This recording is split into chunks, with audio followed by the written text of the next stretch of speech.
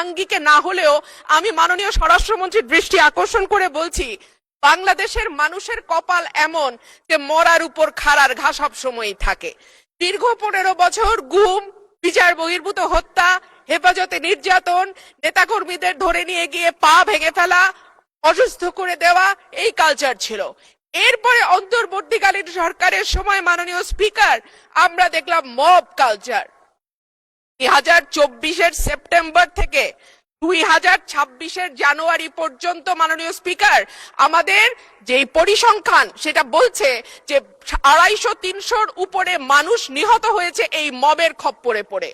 আমার মাননীয় স্বরাষ্ট্রমন্ত্রীর কাছে প্রশ্ন, যেহেতু একটা খারাপ কালচার বাংলাদেশে শুরু হয়েছে এবং আমি নিজেও 21শে ফেব্রুয়ারি সেটার একজন ভুক্তভোগী, সেটা বন্ধ করার ব্যাপারে সরকার কি মেজার নিবে এবং স্বরাষ্ট্রমন্ত্রী এই ব্যাপারে কি কি পদক্ষেপ নেবেন? ধন্যবাদ।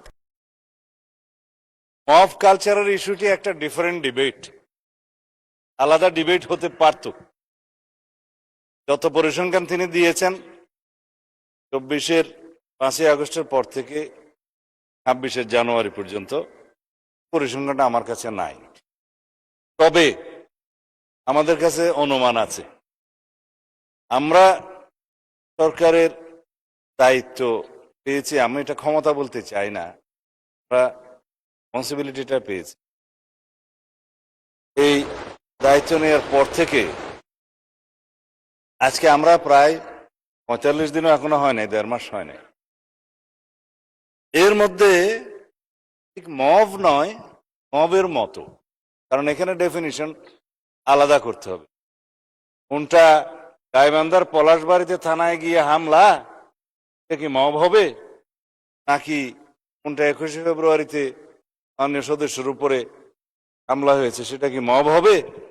নাকি উত্তরা একটা বিজনেস সেন্টার, উত্তরা স্কোয়ার সম্ভবত নাম, সেখানে ঘেরাও করে কানপাট ভঙ্গ করেছে, এটা কি মব হবে? সবকিছুকে মব বলা ঠিক হবে।